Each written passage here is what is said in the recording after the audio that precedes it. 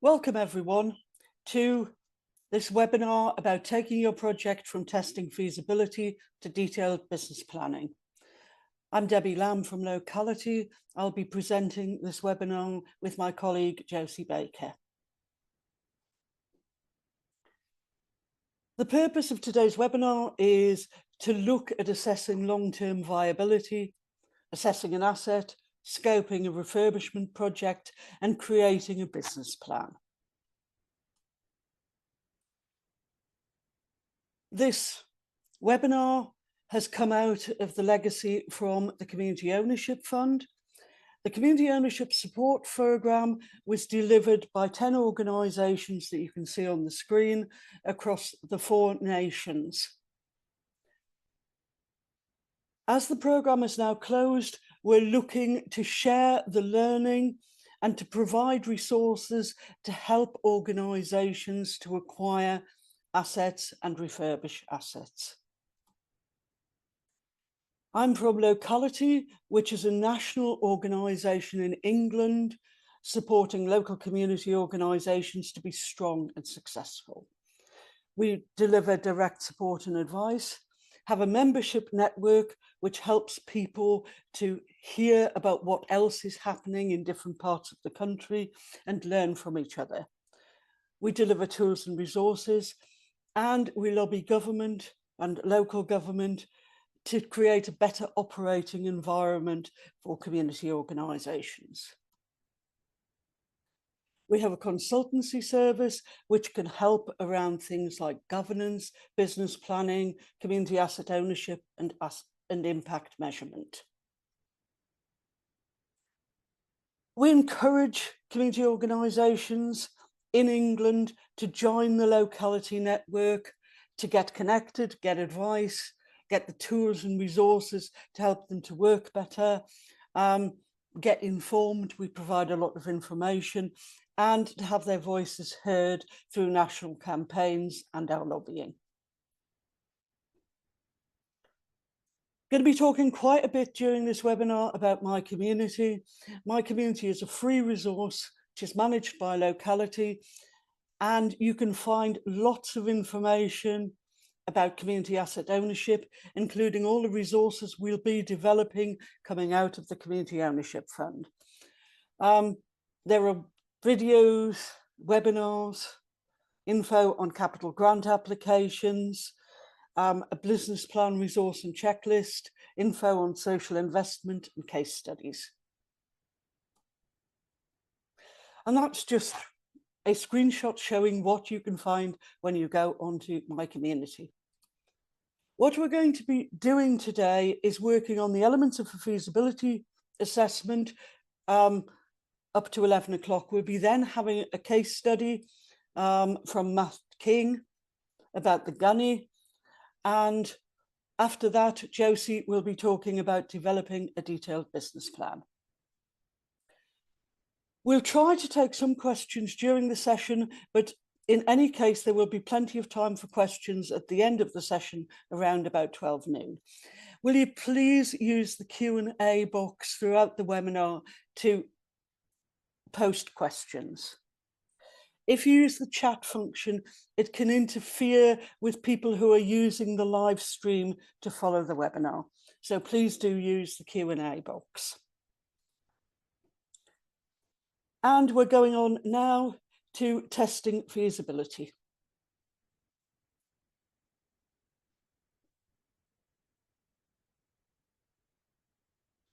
And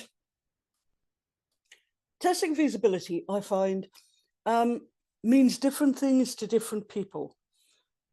Organisations will often be asked, have you had a feasibility study done? But often that doesn't cover all the elements of feasibility, which I would say consists of testing the alternatives to doing a major asset project, testing out future use, thinking about community support, looking at the asset and looking at the potential of that asset for rebuilding or refurbishing. A key point in feasibility is being willing to stop if the project isn't feasible. Testing feasibility is really about saying, is this going to work in the long term? I think the starting point with that is to look at, why do you want to acquire or refurbish an asset? What is the need for the acquisition or refurbishment? Are you trying to save a building, a much loved asset, which is under threat? Are you working in a building which is in disrepair and is no longer really fit for purpose? So being clear about what the need is, who will use the asset, what activities and services will be delivered in the asset, what is the social benefit? Two questions in this. I think it is important to think about what are the alternatives. If you are looking to deliver a service in a particular area, do you really need to have your own building? Could you operate from someone else's building? There are pros and cons, of course, but think about whether there are alternatives. Think another mantra which needs to go through this all the way through is, not every building or piece of land is an asset. You may be under pressure from local people around the acquisition of an asset which they value. You may be under pressure from, say, a local authority who are keen to transfer a community centre or something like that to you. But it's important to look the gift horse in the mouth and really check it out, because some assets may look okay, but they actually turn out to be liabilities. I say start about thinking about future use. What is the asset going to be used for? Who's going to use it? When will it be open? Now, that might be grindingly obvious if you're taking on the village shop or the last pub in the village or something like that. It may be less obvious if you're taking on a community centre or a sports centre. What are going to be the sources of income for that asset? And what are the costs of running the asset? And I think it's never too early to start developing back of an envelope financials. Use the information that you've got around future use to estimate income and estimate expenditure. At this stage, it doesn't have to be exact. You'll be using the work that you do through the feasibility process to refine that. But don't stick in large amounts of income to make the sums balance. If the only way it's actually going to balance is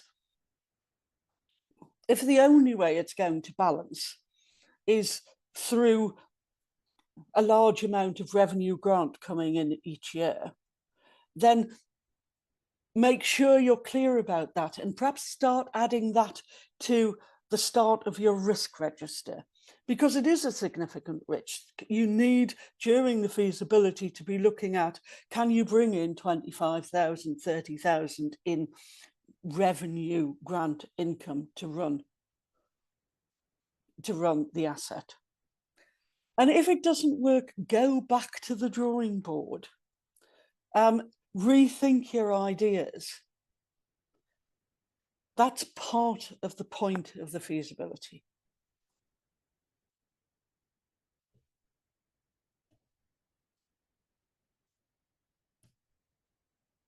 Now, that seems to have jumped. Yeah, community support. If you're developing an asset for the whole community, is there community support? If the asset's for a specific group of people, like young people, is this something that they want? Really important to know how you know you have community support. Have you done surveys? Have you done a Facebook poll? Have you had meetings? Have you consulted with all sections of the community? It's usual for community assets to start off with pressure from, particularly where you're acquiring an asset, for a group of people to come together and think, we want to acquire this asset, we want to save this asset. But you will need to broaden that out as the feasibility goes along and make sure that you've got strong support across the board. You'd also be checking out the views of key stakeholders like the local authority, perhaps health, if you're delivering health benefits, other community and voluntary organisations in the area.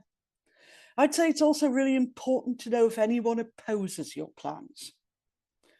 That's no reason not to do it.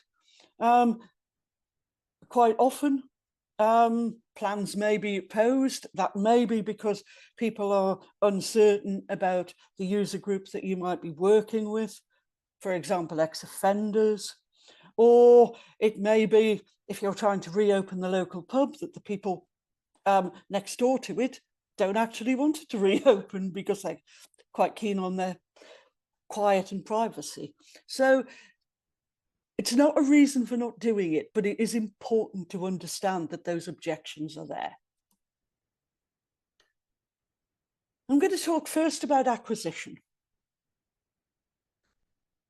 I would say draw up a specification, even if you've actually identified the asset that you want, because the specification helps you to see where the shortfalls of that asset are and whether they can be overcome. And I'd be starting off in a specification with location. Must the asset be in a particular area? Now, if I'm running the concert advice service, then pretty much it has to be located in Concert. It's for the people of Concert. If I'm looking to run the North of England Out of Bounds Centre, it could be anywhere between the Scottish border and the Humber. You need to be clear about where you need to be. Do you need to be in a high street location? Some community enterprises are going to need high footfall and may need that kind of location. Other projects may need a much quieter area. Do you need to be close to public transport, local facilities? Do you need to be able to get vehicles on and off the site? That can be a really important point. For example, if you're working with disabled people and where people are trying to come to your site safely using minibuses for drop-off and pick-up. And think about the asset. Now, some of this is obvious, but you do need to think about what floor space and layout you need. Do you need a large hall, spaces for one-to-one meetings, kitchen? Can the asset be made accessible for people with mobility problems? Think about what the asset is currently used for and what you want to use it for. Is there parking on site or close by? And think about also renewable technology. If you're thinking about the costs of running the asset based on being able to have, for example, solar panels or an air source heat pump, is the asset going to be suitable for that kind of technology? There are issues to consider around legal and planning. What is the current planning use of the asset? Are you going to need planning permission for change of use?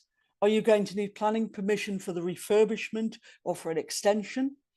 And actually, there are lots of things which require, quite small things which require planning permission. It is important to check that out. Is the asset a heritage building? If it is a heritage building, there are swings and roundabouts to that. If you're doing heritage activities in a heritage building, you may be able to apply for grants, which are not available for other buildings. But on the other hand, you may need to use specific materials and so on, which will push up the build costs. Are there issues about parking which could make it difficult to get planning permission? If you're looking to run big events or run conferences from your building, then it's likely that a number of people are going to drive there.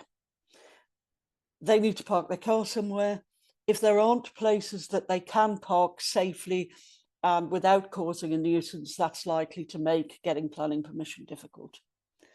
Are there any covenants, restrictions, or rights of way on the property?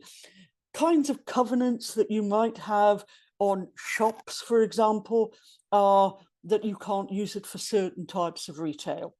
Obviously, if that's what you want to do, it's not suitable. If the asset is listed as an asset of community value, this applies in England, there is a specific statutory process which governs how it is sold. So I'm not going to talk more about that. There is information on my community about it. If you're acquiring a long lease, what are the terms of that lease? Is it fully repairing and insuring? Have you taken that into account in your preliminary costings? Are there any restrictions on how you use the building or expectations of opening hours, etc., within that lease? How is the building being sold? Many commercial buildings these days are sold using some form of auction. That can be really difficult for a community organisation where you need to assess the planning situation before you know whether you can proceed. So it can make it difficult to find a suitable property. I'm just going to mention community asset transfer from a local authority or another statutory body. I'm not going to speak in detail about that, but there is information on my community about that. There is issues to consider about the physical building, its condition, including things like heating systems, electrics, and so on. You need to know if there's any asbestos on the premises, because that is difficult to remove and makes the cost of refurbishment higher. Think about things like risk of flooding. Are you going to be a noisy project? Might you have close neighbours who will object?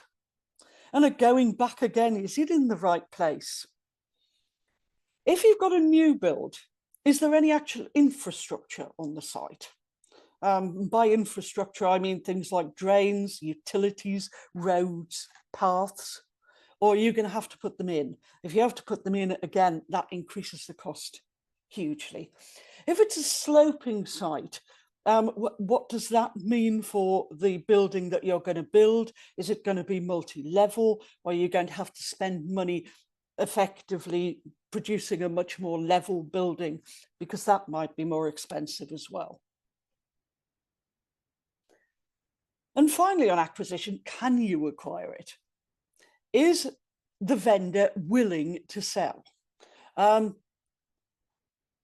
You can go ahead with a reluctant vendor, but it's really important for the group that is trying to do it to be aware that you could spend a lot of time and quite a bit of money and still not acquire the asset.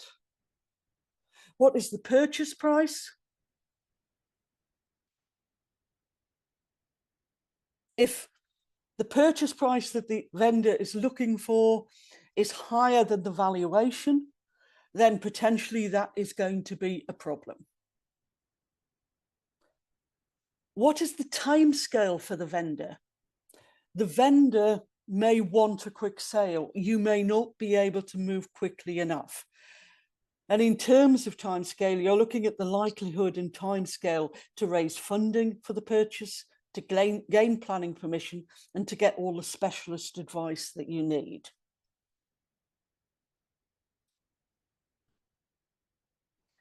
I'm going to go on now to talk about refurbishment, extension, or new build.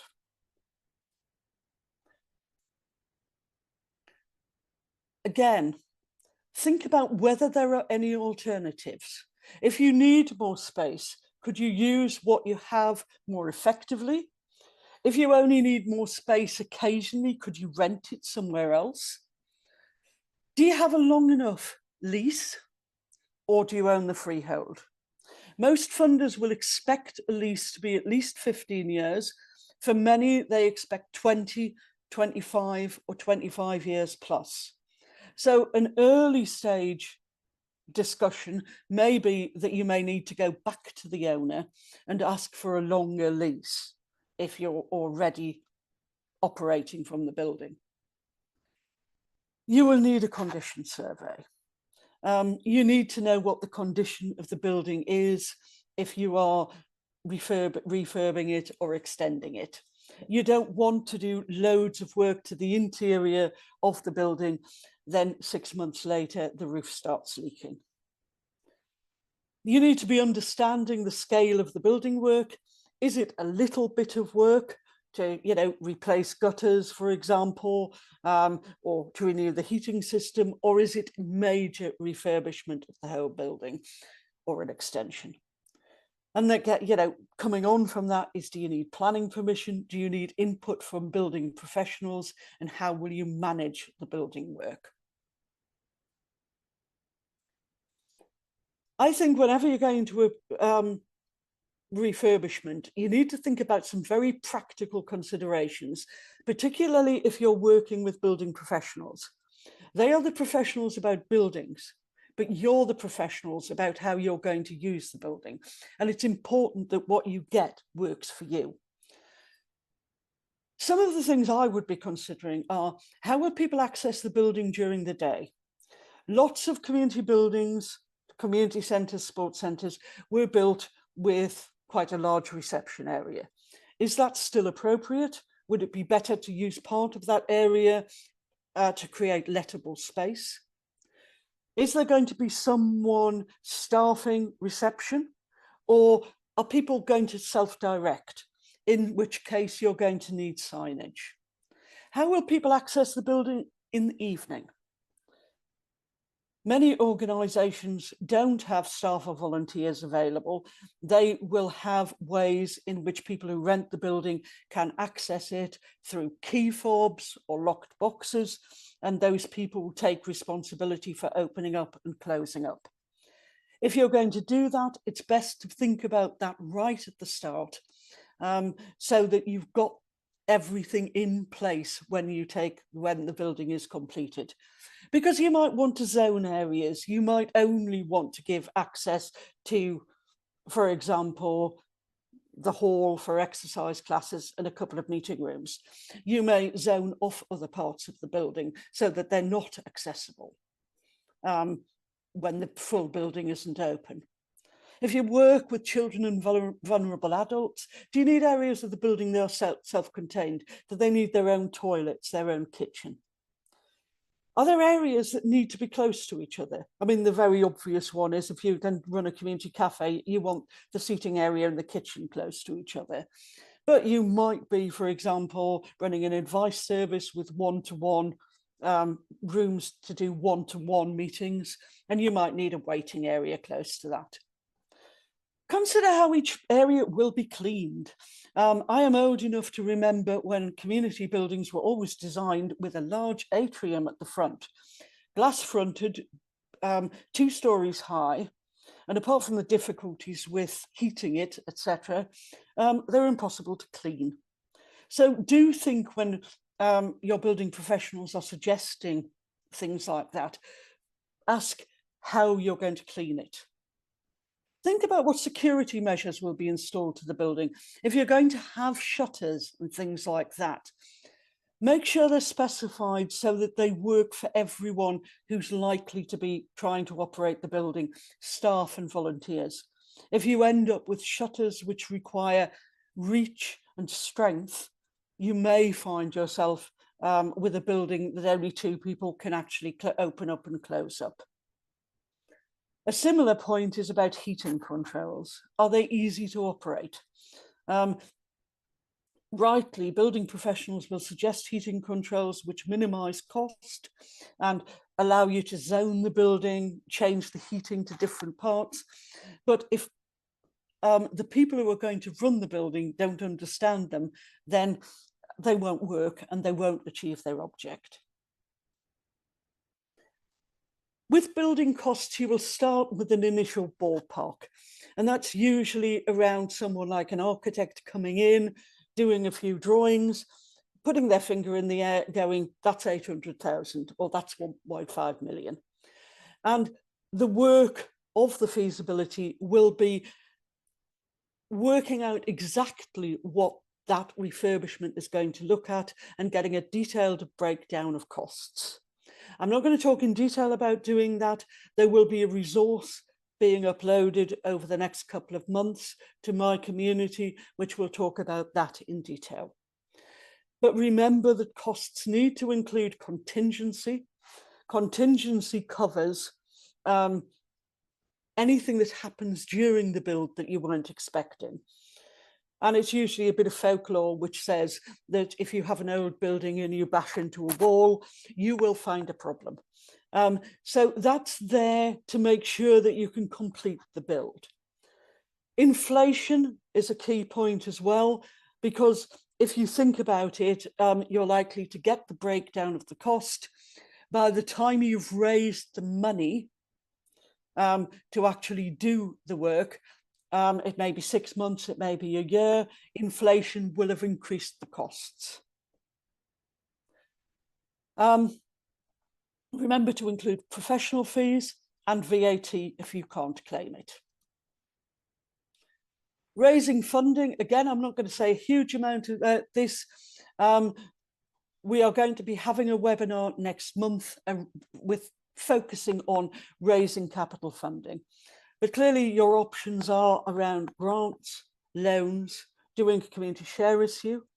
You may get a discount, for example, if you have a community asset transfer. There may be, they may give you a 40% discount on the purchase price, and that can be used to as match funding, etc. So it's important that you have evidence of that. And again, if you get in-kind support, for example, from a local builder who may say that they can't give you a donation, but they'll fit your windows, it's important that that's documented. Raising funding requires research, and there is information on my community. I think it's important to have a project plan which sets out the different milestones, timescales, and the key decisions. Detail the work that's involved in each milestone, technical, which might be around acquisition or building related, organisational development, researching your business model, researching funding, making funding applications, and reassess at the end of each milestone. You may get information which shows at the end of each milestone that actually the project isn't going forward the way you thought it would. And you need to look at whether you can remedy that or whether actually the project isn't going to work. So just to summarise, not every building or piece of land is an asset. Think about the end use from the start. Feasibility is about every aspect of the project, not just technical acquisition or the building element. Recognise your own expertise. Make sure that you are making clear what you want to your building professionals. And be open-minded. The project may not be feasible. I've noticed that Matt King has just joined us from, he's going to talk about the Gunny. So I'm going to jump the questions and move straight on to Matt. Hi, Debbie. Thank you. Thank you for inviting me to present this morning. It's really great to be here. So as Debbie says, my name is Matt. I'm the Chief Executive of TrustLinks. We're a local independent charity for mental health and wellbeing. I'm going to talk about a new project that we've been developing over the last few years, but is coming to fruition now, which is the Growing Together Canvey Island project called the Gunny. So go to the next slide. So just a bit of an overview of TrustLinks. We're a local independent charity for mental health and wellbeing in Essex. So we've developed a range of Growing Together therapeutic community garden projects in different locations across South Essex, starting at our Westcliff site in the year 2000, and then taking us across other areas in Essex. We also run a recovery college, which we're commissioned by the NHS to provide, and a wellbeing hub. We've run a range of children and youth projects. We also do paid for counselling services and mental health training. I've been with TrustLinks for coming up for 14 years. So I took over when we just had the one site in Westcliff and we had 6 staff, and a sort of deficit budget in terms of our financial outlook. So our turnover was about 150,000 then. As I say, I've been there 14 years and now we've got about 65 staff, 6 sites. We've kind of grown to meet the need and to respond to opportunities that arise. Our turnover is about 2 million last year. This year it will be bigger because of the capital work for the Canvey Island project that I'll come on to talk about. So really, yeah, my role as Chief Executive is really to identify opportunities. I do all the funding applications, looking at the sort of business planning and the strategic planning for the organisation, and then making sure that it kind of runs smoothly in terms of the staff, the volunteers, the members, the processes, the systems, that sort of thing, and working with my team to enable that to happen. So the picture you've got here is the right-hand picture is the Growing Together Westcliff site, so our founding site. That was before it was developed in the year 2000. It was an overgrown dumping ground, a former allotment site that's then now been transformed into a beautiful award-winning community garden right in the heart of urban Southend in Essex. So we go to the next slide. Just gives you an overview of the locations that we've got. So we're kind of dotted around Mid and South Essex. We've got those different sites that are kind of in each neighbourhood. So the idea is that people can kind of get to them wherever they are, generally by public transport, or they can walk there. The Cressing Temple one at the top is a bit more rural, so we have a minibus that takes people to that location. And then the one at the bottom is Canvey Island, which is actually in the Thames, right in the middle of, it's an island. Yeah, so it's quite an interesting community. It's got quite a lot of deprivation, urban deprivation. There's quite a big, fairly recently arrived Jewish population as well, come out of London. So it's, yeah, it's an interesting demographic, and each of the areas have their own unique kind of aspects, their own assets, their own strengths, as well as their own challenges. So we go into the next slide. Just tell you a bit more about the Gunny site. So it's called the Gunny because it actually is a World War II gun site, so colloquially known as the Gunny. So the mounds in the picture on the right there are World War II gun encasement. So they used to have a gun on top, and obviously this is in the middle of the Thames. So as the bombers were flying from Germany, they flew over the Thames, and then these guns attempted to shoot them down. So it's a historic site. It's got heritage status, the same heritage status as Stonehenge, which I think is one of the interesting things in terms of Heritage England. So it's quite a big site. It's about 3 acres. The bit in the middle we can't develop because it is that protected site. So all we can do with that bit in the middle is turf it over, put some wildflower seed and wildflower mix and that sort of thing, and have that as a sort of recreation site. But as you can see in the design on the left, there's been quite a detailed design work to take place about what's going to happen around the periphery of that. So at the bottom, we've got like an entrance, we've got car parking, got a building that's going in there, a community facility, wetland area because some of it's quite boggy. And then at the top is the sort of community garden end. So we've got a potting shed going in there, green roof gazebo, tool storage, raised beds, lots of different areas. And then we've got children's play area, outdoor gym, lots of other facilities around, like dotted around the site. So it's quite a comprehensive design. If we go to the next slide, please.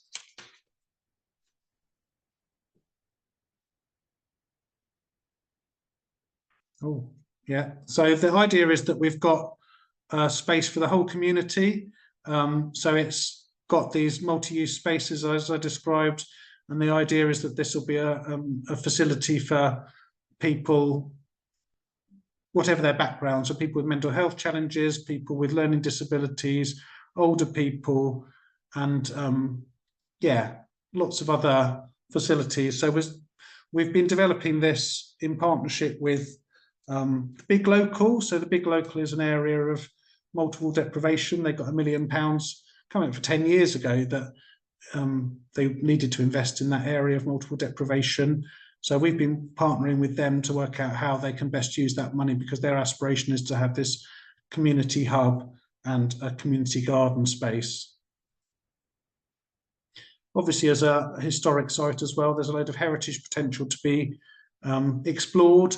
The site was actually in the 1970s. It was a skate park. It was one of the first skate parks in the country because of those mounds as well.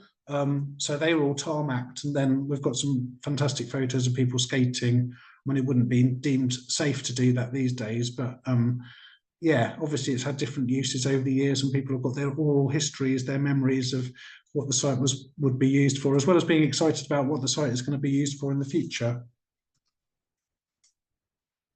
So I've been asked to sort of reflect on my journey in developing this project and the other projects that I've developed at TrustLinks over the last few years, and give some sort of tips and advice on the way to make this a success. So one of the key things I think is about getting your ducks in a row. How do you make sure that all the things happen at the right time, at the same time, so that they come to fruition? And actually this project at the Gunny has taken about 7 or 8 years to come to this point where we're now halfway through the build. And you kind of need to make sure that you have all of your different aspects of the project and the project planning kind of all arriving at the same time, and some things kind of have to happen in tandem, and you kind of just have to trust that the other things are going to happen, and have to be pretty tenacious, I would say, to make sure that they all happen and work together. So kind of the broad process, we got the outline design, we worked with the Big Local, who did quite a lot of community consultation and engagement to identify what people want, what they feel would be useful, what their aspirations are for the site and for their community. And then the business plan, as was talked about earlier, is really crucial to say, what are we going to use the site for? What's going to be the income for the site? What are going to be the outputs and the outcomes? What are we going to do in terms of revenue to keep it going? Because capital build is one thing, but actually the revenue to keep things going, I think, in my experience, is the harder thing to get. And then that detailed designs and specifications, and a lot of work, and certainly for this project, a lot of investment went into doing those detailed specifications of what the building will look like, what the facilities will look like, engaging with landscape architects and M&E designers and structural engineers, and the number of consultants that you have to engage in this sort of project is slightly mind-blowing, just to make sure that all of the regulations are fulfilled and that the different aspects are achieved. And well, we were fortunate that the Big Local had some money to enable that to happen and develop it, because you really have to invest in that, particularly for these larger projects, in my experience. Getting planning permission is no mean feat. Actually, our Basildon site, when we set that up, we kind of put in for planning permission, and then just as it was coming to be awarded, they said, oh, and actually it's Greenbelt. We've only just discovered that the land that you are using, which is right in the middle of an urban area, is Greenbelt land. So then we had to kind of revise a whole load of the design so that it complied with those Greenbelt regulations. So kind of identifying what the rules are around the site, what the restrictions are, and then getting that planning permission in place is really crucial. And then working alongside is getting the lease or the ownership. For this site in Canvey, we've actually had the land transferred from the Borough Council to the Town Council, and then we've got a 25-year lease on that, but kind of aligning that at the same time as the planning permission and the design, and then getting the business plan, and then tendering the work so that you have, most funders like to see at least 3 contractors that have tendered for the work, so that you get the most competitive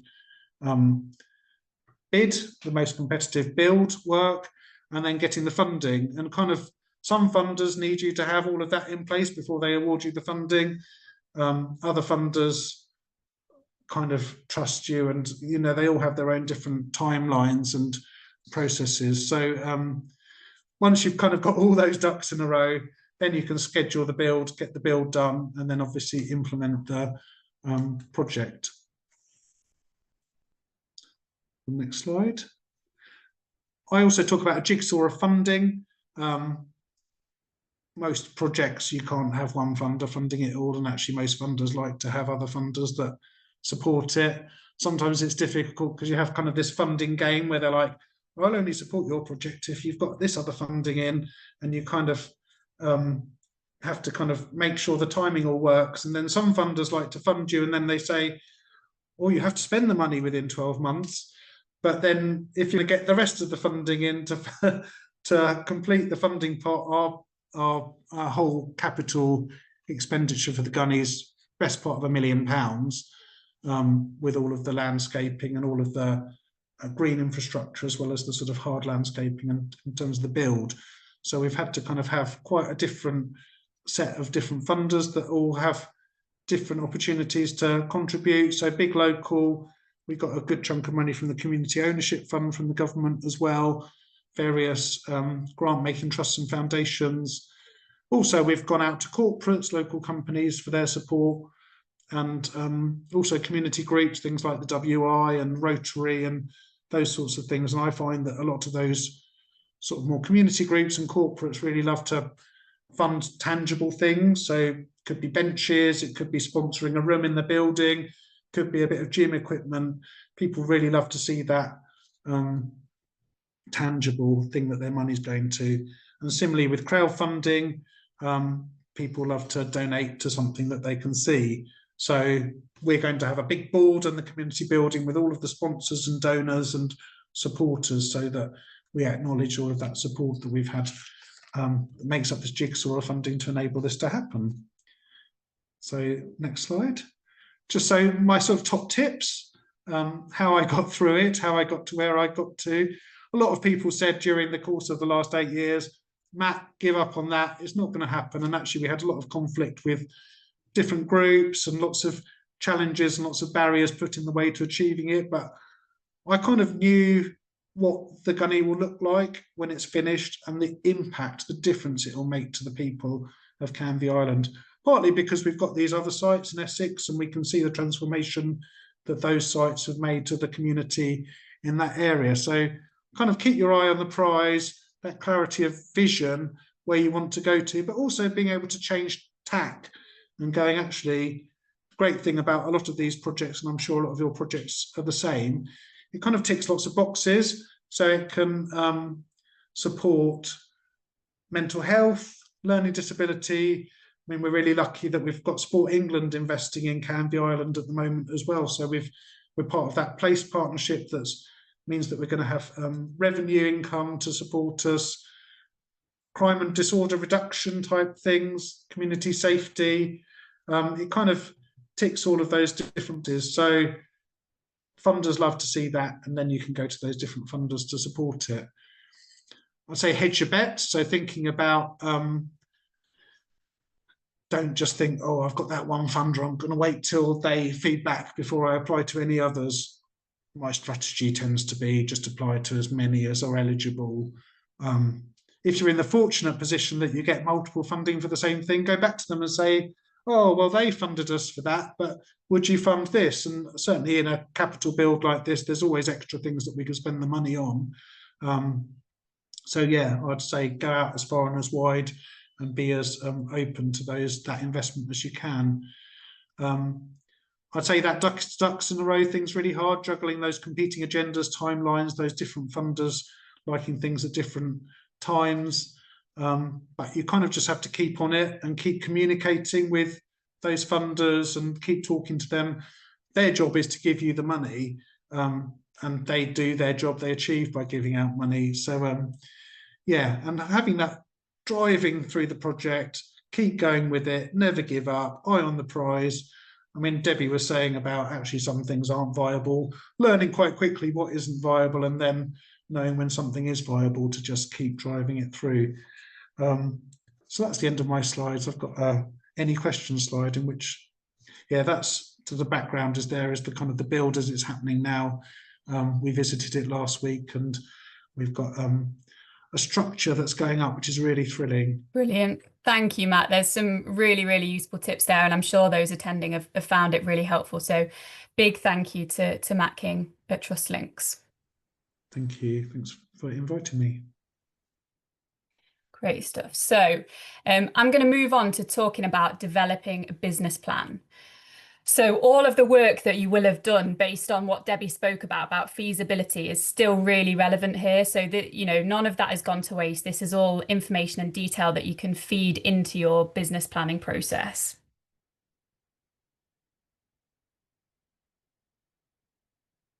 Great. So I'm going to be talking about strategy first, as strategy is really the foundation of your business planning process. This is a really good place to start. And when we talk about strategy, we're talking about a set of high-level decisions that set the priorities and purpose for your organization. So they really set that direction. And your strategy can help you in your whole organizational journey to make better decisions, to look and explore your strengths, and to create a shared aim for stakeholders throughout the organization. And it can also allow you to respond well to change. So as Matt was talking about, having that sort of joint vision and direction can allow you to find different approaches of achieving your strategy. And a strategy often includes various different elements. So it often includes a vision, which is an image of the future you aspire to create. So it's what the world looks like as a result of your work.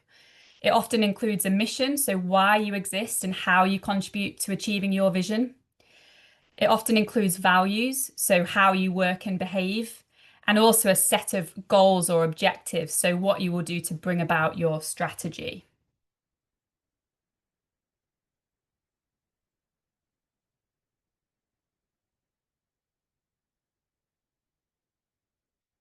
And these are some examples of vision and mission statements. Now, not all organizations will have both a mission and a vision statement. Some might just have a mission statement.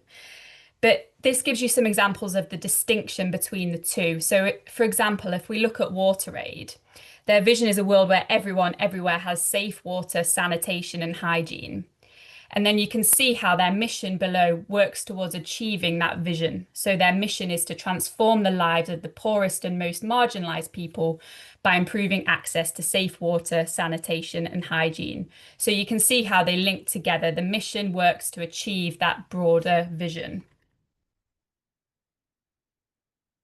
And this is an example of the vision and mission statement and values from Locality. And you can see here how our mission works to realise our vision. So we believe that when local community organisations are strong and successful, they work to create a fair society where every community thrives, which is our overall vision.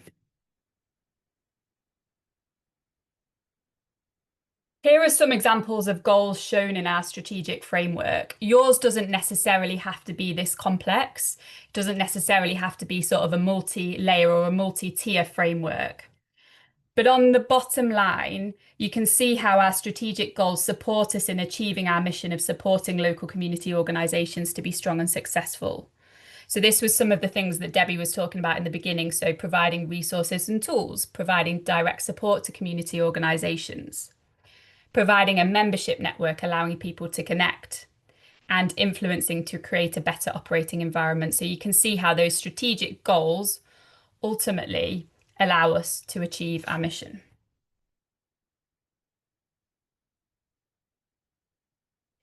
And this is a really good question to ask yourself at this point.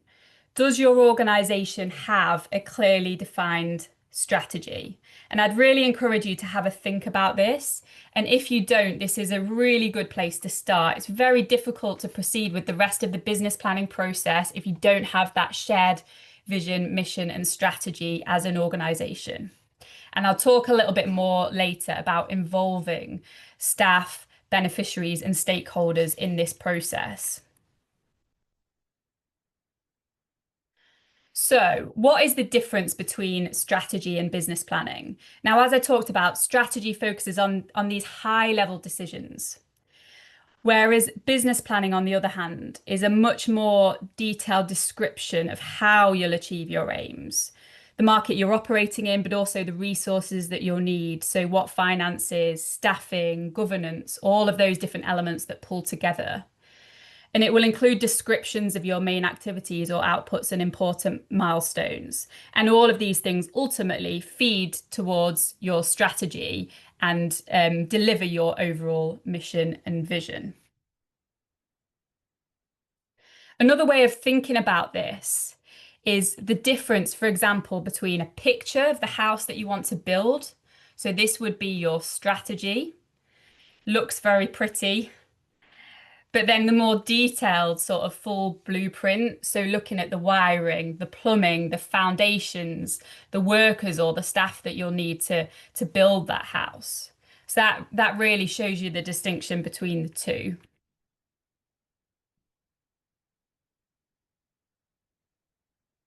And this planning hierarchy demonstrates how your strategic plan and your business plan fit together. So you can see you've got that overarching vision. You've got the mission that feeds into your aims, and then your objectives or your goals, so the things that you're going to do as an organization, feeding down into your results or deliverables. So your outputs, the things that you're going to do, your outcomes, and then your wider impact as an organization. So you can see there how the strategic planning flows into the business planning. Why write a business plan? Good question. A business plan really should be a live and active document. So this isn't just an essay writing exercise. It's a really important document that guides the direction of your organization. It allows you to move from concept, to move from ideas, to really fleshing out the detail of your plans and organizing detailed and complex information into an order that really makes sense to the reader. It's critical for obtaining any sort of funding. So any sort of capital or revenue funding that you're looking to obtain, you will likely need a business plan.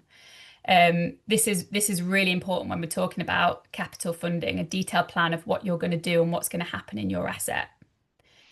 It allows you to track progress. So I'd encourage you to regularly go back and revisit and tweak your business plan and look at where you thought you'd be and where you're getting to. And to develop plans for owning, renovating, and managing assets.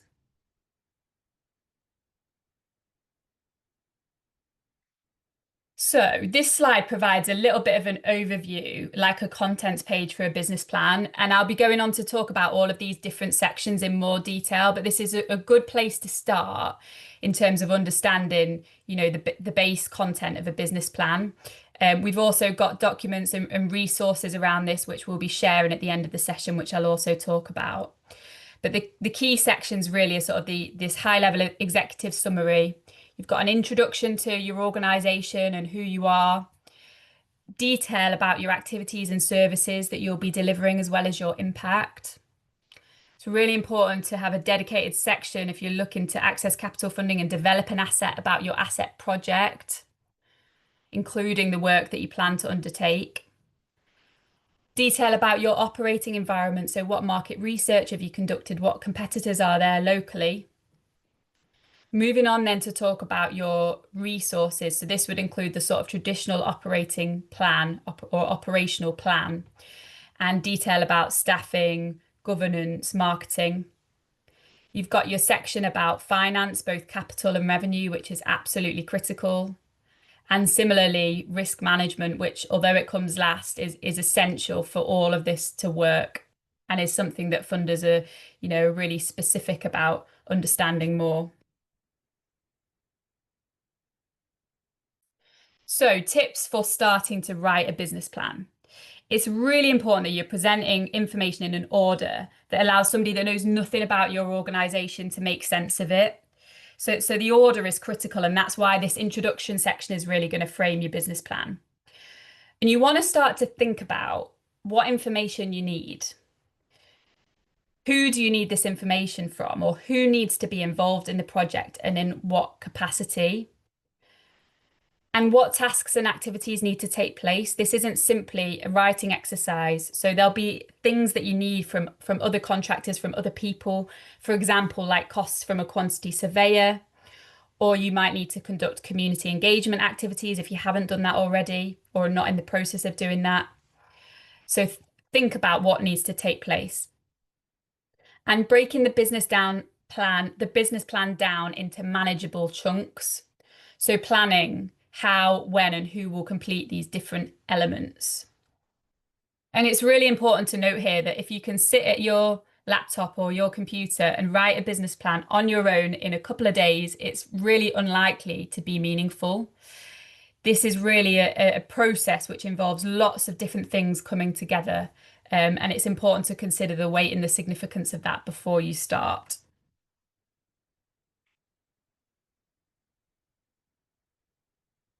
It's really critical that diversity, equity, and inclusion is a golden thread that runs throughout your whole business planning process, and that you're embedding it and thinking about it from the beginning. So when we're talking about strategic planning, it's really important to co-create this vision and involve diverse voices from day one. So think about who's involved, who's sat around the table, and who's involved in those discussion and those conversations. And are you including people who have lived experience of exclusion? Thinking about how you're engaging. So who might be excluded from particular engagement activities and why, and how can you remove these barriers? So they may be things like translating resources into different languages, thinking about how somebody might physically travel to an area where you're engaging, or thinking about the timing, who might be busy at particular points in the day, and how can you sort of offer opportunities to engage at different times throughout the week. Thinking about shared decision making. So how do your structures as an organisation reflect your local population, but also give underrepresented groups a real voice and influence in the process? So things like advisory groups or steering groups are really valuable, but also thinking about who's on your board, what does your staff team look like? Using real data. So thinking about demographic data. So what is the makeup of your local area? Needs assessments, equality impact assessments, and using these to really guide your decisions and prioritize plans for the future of the asset. And planning early on for equity, so particularly around finances, so budgeting for these inclusion measures from the start. And this is something that is incredibly important in its own right, but it's also something that funders will look for in your applications. So look for how you've considered accessibility, and not just physical accessibility, but also things like interpretation, long-term engagement, and targeted outreach.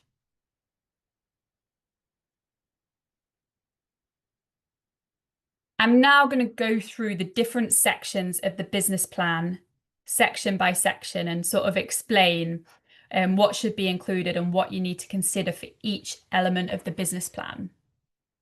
So although I'm talking about the executive summary first, and it would sit first in your business plan, this is really something that you want to develop once you've completed your whole business plan. This isn't an introduction. It's really a section that somebody would be able to go to get a whistle-stop tour of your business plan. So it should highlight the main points about your organisation and your asset project. The introduction section. So as I mentioned, this is really important to frame the business plan, to help the reader make sense of your business plan. And so to start with, you want to include details about your organisation. So this also includes basic details and legal form.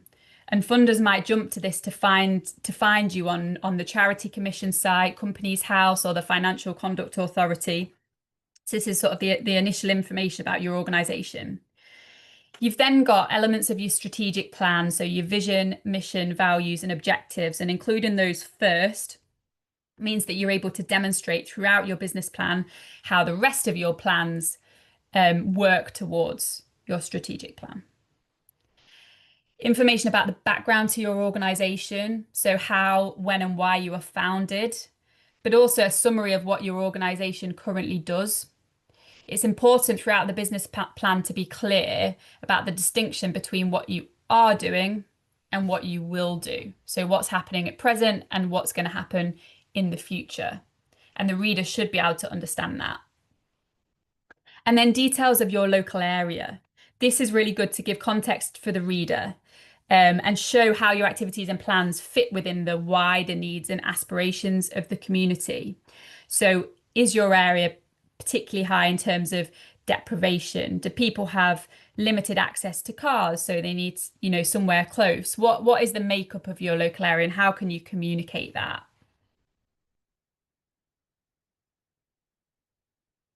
Moving on to talk about activities and services, so particularly current and future activities. So here you want to tell the reader what you do. And it's really important that if your projects or activities have names that you've given them, that you explain what these actually mean to somebody who knows nothing about your organisation. So what is it practically that you are delivering? A useful way of writing this is including subheadings. So just including a bold subheading and then the detail beneath about what is included in that activity. And if you currently operate the asset, you'd want to include details such as overall footfall and numbers using specific services and activities. And as I said previously, here you want to distinguish between those current activities and the future activities. And when you're talking about future activities, it's important to avoid phrases like "we hope to" and include phrases like "we will," because your business plan should really demonstrate that you can make these plans a reality. So your language should reflect that. So you want to provide details on what new or enhanced services will be provided, expected numbers of users, and information that you've done as part of the feasibility study stage and market research that shows that there's a need for these future services. Moving on to talk about social value and impact. So this should really communicate the benefits of your project in terms of outputs, outcomes, and wider impact. And talking about how these fit within the priorities that you've already identified for your community. It's useful to include tangible examples. So how will your activities actually deliver those outcomes? And how are you going to actually measure that? So what measurement tools are you using to understand your impact? Or what measurement tools have you used?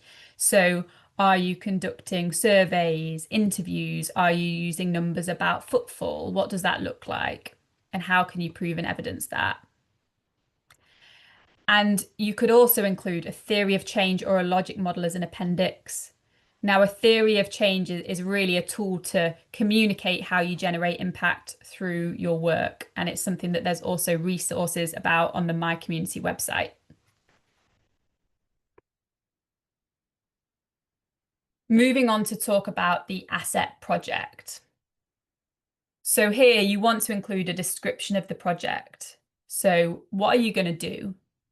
Why does it matter? And what are the reasons for requiring and refurbishing the asset? In the feasibility stage, you will have really dug down into this and considered it in detail. So show that here, evidence it, use the work that you've already done to justify what you're doing. Community support and involvement is really critical. So how have the community been consulted and involved? And how have you reached all sections of the community?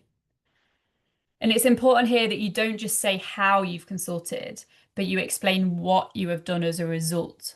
So how has this consultation fed into your decision-making processes and fed into your business planning? So what has the impact of it been? And then moving on to stakeholders and partners. So how have other organisations, the local authority, staff, volunteers, partners, how have they been involved and consulted on the project? And it's important here that you don't just list your partners, but you give detail and explain the partnership. So how do you actually work together? You probably have some really rich information here about those relationships and those networks and those partnerships. So show it, and this is your opportunity to sort of communicate that. And you can also include letters of support in an appendix at the end of your business plan. So these could be letters from, for example, your local councillor or local voluntary community and social enterprise sector organisations.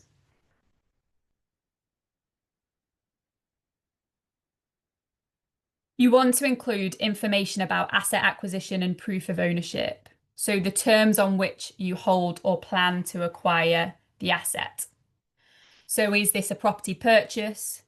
Is it a community asset transfer from a local authority, for example? Are you going to be owning the building, or are you going to be occupying the building? And here you also need to provide the lease length. Some capital funders, well, all capital funders will fund leases of specific lengths, generally around 15 years or more. So it's important that you're detailing the length of your lease in this section. In terms of refurbishment work, you want to include a general description of the work required, a breakdown of costs, but also show how these costs have been calculated. So have you engaged a quantity surveyor? Have you got quotes from contractors? It's not enough to say that you've searched for rough costs on Google. You really need to evidence how these costs have been calculated. And also consider whether there's been room for contingency in the calculation of your costs. How have you considered environmental sustainability and accessibility in terms of your plans? Moving on to talk about details of planning permission. So as Debbie spoke about, ensuring that you check in requirements with the planning department at your local authority and are providing clear details about this to show that you've really considered it. And then the project plan. Again, Debbie touched on this. So this would be detail about how the project will be managed, but also clear timeframes for completion of the project. And we spoke about contingency in terms of costs, but contingency is also important in terms of timings. If you're applying to a capital funder, for example, that wants the project delivered within 12 months, are you showing that it's going to take the entire 12 months to deliver the project? Or are you leaving 2 months at the end, for example, to demonstrate your awareness that things aren't always going to run to time, but you're still going to fall within the time frame requested? And this would typically be presented in either a table or as a Gantt chart to show the timeframes.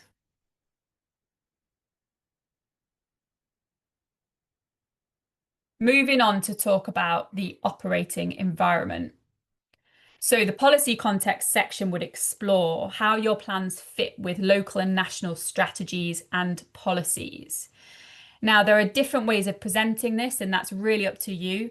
But one good way of doing it is in a table, for example, where you might have priorities of a local or national strategy in one column, and then details in the other column about how your plans and activities fit with these strategies. It's a good way to demonstrate that synergy between what you're doing and what is happening locally and nationally.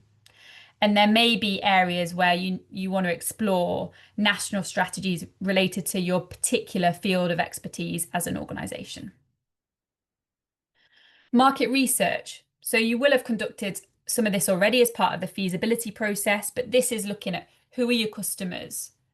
What will they pay? How do you know that there is a gap, that there is a market, that there is a need or a desire for the activities and services that you are going to be providing? And demonstrate what market research you've undertaken. And again, how this is fed into and informed your wider plans. Competitor analysis is an area to provide a summary of competitors, but it's also an opportunity to consider collaboration. So it's worth considering that not all competitors are competitors in a sort of traditional sense. You may be able to work with local organisations for joint delivery or signposting. But even if you don't feel that you have direct competitors for the exact services you're offering in the exact area, it's really important to show an awareness of what is going on around you. So an understanding of what services and activities are being delivered. Moving on to a SWOT or PESTLE analysis. So a PESTLE being an analysis which assesses the external environment. So looking at political, economic, social, technological, legal and environmental factors. And a SWOT looking at the internal strengths and weaknesses of your organisation and the external opportunities and threats. Now, you may well be familiar with these. And it's important, similar to the business plan, that these don't just become documents that sit on the shelf. They should really feed into your plans. And I'm going to be talking about that in relation to a SWOT analysis in a little bit.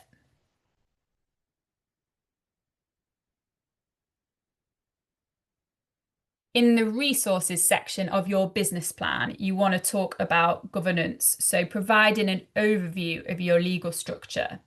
If you've got a membership structure, you can include details of that here. Details on board recruitment, on trustees, on succession plans. And in this governance section, you want to demonstrate that you have the skills and experience on your board to really make a success of the project.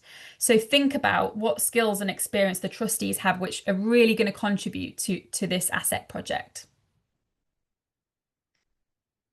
Accountability is different to the sort of community engagement that I spoke about in relation to the asset project. This is looking at how you are going to engage with your community on an ongoing basis, and how the community are going to be involved in the ongoing running and decision making of your asset and your organisation. And the operational plan is providing this detail on how services and activities will be delivered. So this will include staffing and volunteer requirements, but also things like opening hours, policies, procedures, and detail about how the operation of the asset will contribute towards environmental sustainability. You may want to include a timetable of what happens or will happen in the asset and when, and this could also be included as an appendix and referenced in the main body of your business plan.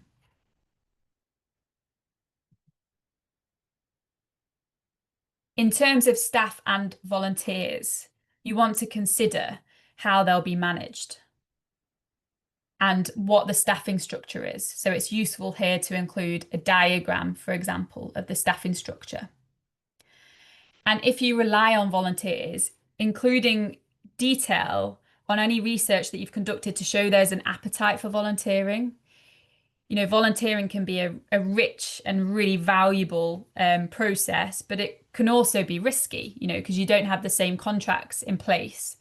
So showing that you are confident that you're going to secure regularly the volunteer numbers that you need to run your asset sustainably is really important. Thinking about systems. So what systems will you use to manage the asset? So this might be things like accounting, bookings, HR, or customer relationship management. How have you thought about what you will need? Marketing and communications. So this doesn't need to be a lengthy marketing document, but it should really be a practical breakdown of how you will reach your customers and beneficiaries. So what do you do currently in terms of marketing and communications, and what are your plans? Often with community organisations, word of mouth is a really, really rich tool, and that is valid in its own right, but make sure that you're communicating about what tools you're using and the impact that they're having on you being able to reach your customers and beneficiaries. And talking about EDI, this really should be a golden thread that runs through your whole business plan. So it's not just something that you're going to isolate into one section, and it will affect the activities and services that you offer, your capital plans for the asset, your staffing and volunteers, for example. But in this section, you should include a summary of your policy and a description of how the asset will be accessible to the whole community. So really showing that you've thought that through. Moving on to finance. This is arguably the most critical element of your business plan. And if you don't get this right, your business plan can't stand without it. In terms of capital finance, it's important to detail the total amount that you'll need for your asset project, but also your strategy for raising this sum. And it's important to detail whether particular funding streams are secured or unsecured, but also the relationship with particular funders, so your confidence in your ability to secure particular pots of funding. You might have just shot out applications to lots of different capital funders, or you might be in direct conversation with a capital funder that has said that they're confident that they can fund you. Your revenue finance section really shows the financial resilience of your organisation, and I can't stress how important this section is. So here you want to include income and expenditure budgets for at least 3 years with assumptions. In your appendix, it's really important that you develop a monthly revenue cash flow forecast for at least 3 years with detailed assumptions that allows somebody who knows nothing about your organisation to make sense of your figures. But the assumptions also allow you as an organisation to be able to go back and remember why you plugged certain figures in and make adaptations as you need to. Considering sensitivity analysis. So if you generated 10% less income than you projected, what would the impact be? For example, and thinking about how sensitive is your revenue business model to changes, and how are you managing those financial risks? Looking at pricing information. So how have you priced things like room hire, for example? What have you based those pricing on? And what market research have you conducted to come to those decisions? And an explanation of how the asset will be financially sustainable or financially resilient in the long term is really, really important. Risk management is, again, such a critical element of the business plan. And funders will pay really close attention to this and want to be reassured that you're managing risk. But it's also critical for the continued operation of your asset and organisation. It's not just a tick box or add-on exercise. And there are two different areas of risk that you want to explore. You want to explore the operational risks to your organisation, so related to governance, operations, finance, external and compliance risks, but also capital risks. So you would expect the contractors to conduct their own risk assessments in relation to their work, but you need to consider the capital risk to you as an organisation. So for example, how are you going to manage use of the building during the capital works? You want to provide detail about how the risk is assessed and managed.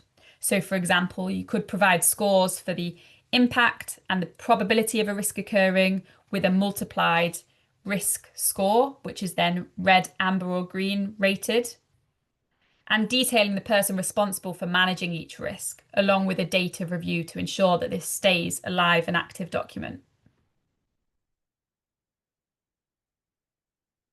So that concludes the breakdown of the sections of the business plan. So it's really important to ask yourself which parts of the business plan feel challenging and why. And often these are your blind spots. They're the areas that are more difficult, but maybe the areas that you haven't considered in maybe as much detail as you could do. And I'd recommend that you don't put them off, that you plan to develop these sections of your business plan and draw in expertise where it's needed. And we've talked about the document writing process, but the value really is in the business planning process. So your business plan, like I said, should be a live and active document. And the business planning process is not just the writing of the document, but it can include lots of different things. So for example, sessions with staff, trustees and volunteers, exercises tackling specific business areas, and regularly revisiting plans to make sure that they're still reflective of who you are as an organisation, but also what you want to achieve.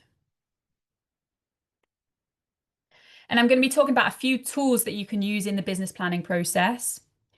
And your choice of tools or exercises will really depend on what you want to achieve.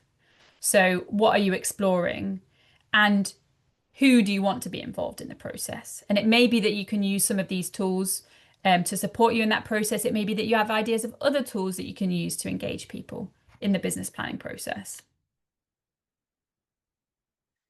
So the first one that I'm going to talk about is the big SWOT. So a strengths, weaknesses, opportunities and threats activity, which you may well be familiar with.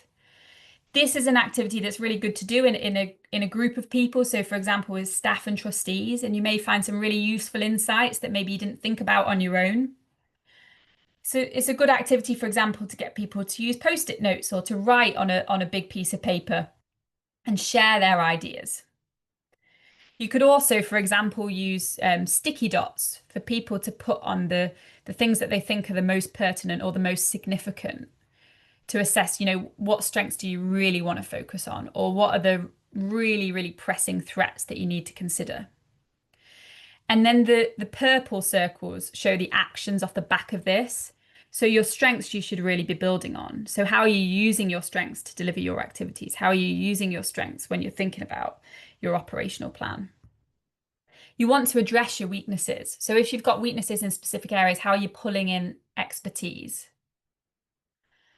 Exploring and capitalizing on your opportunities. So are you using those opportunities in terms of what you're going to be delivering, what you're going to be doing as an organization? And your threats should be feeding into your risk register. So how are you mitigating and managing these threats? And you're not always going to be able to reduce the impact and the probability of the risk occurring, but you will be able to impact at least one of those things. Another tool or resource you could use is this new business activity on a page activity. So this is a useful tool to use if you've got lots of ideas floating around about different activities that you could deliver as an organization and you want to unpick what they look like. So this allows you to explore what the income source would be, who the customers or beneficiaries are they the same people or are they different? What resources do you need? So staffing, premises, equipment. Do you need partnerships to make a success of these activities? And if so, what are those partnerships? Critically impact. So how does this new activity align with your broader vision and mission? And if the answer to this is it doesn't, then it's something to remove straight away. And actions. So how are you going to develop this activity? So really useful to think about, and you might find that you can rule some activities out off the back of that. And the balanced scorecard exercise. This allows you to explore your organizational model, your impact model, and your business model, both now and later. So again, a good activity to do with staff or trustees to look at where you are, but also where you're going to get to over several different areas of your organization. You may find that different people will have contributions, ideas, thoughts, reflections across different areas of your organizational model.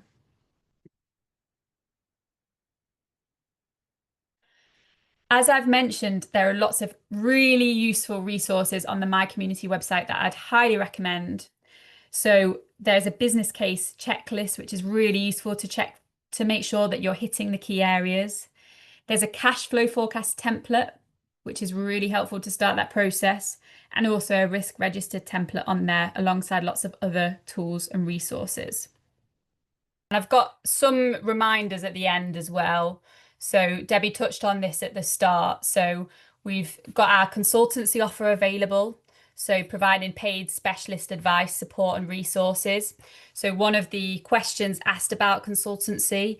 Now, as an organisation, as with our partner organisations, we're really focused on building your capacity. So making sure we're coming in to make you stronger as an organisation for the long run, not just delivering a specific piece of work. So that's definitely something to consider.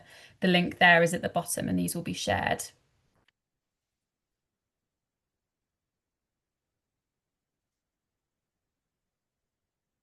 And then consider joining the Locality network. It's free to join as a network member, and there's lots of different reasons why it's a brilliant network to join.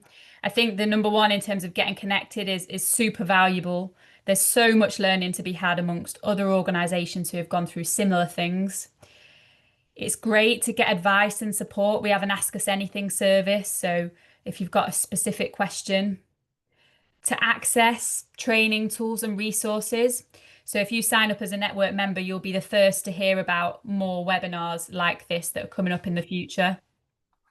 Great to get informed. So we provide lots of useful information about programs and funding to support you and your organisation, and to really be involved in the national campaigns that matter to bring about changes. So I'd really recommend that. And you can find more about our different tiers of membership on our website. And if we haven't managed to answer any questions, I think we have answered the majority of them, but apologies. We will be following up with an email next week, which will have links to new resources, which will be going up on My Community. So some of these resources include a resource on testing your viability, business planning resource and checklist, and a diversity, equity and inclusion resource too. And we are also in the process of developing resources about working with professionals, the actual build process, and about managing community building. So lots of really useful stuff coming up. So thank you very much for joining us. It's been great to have you here.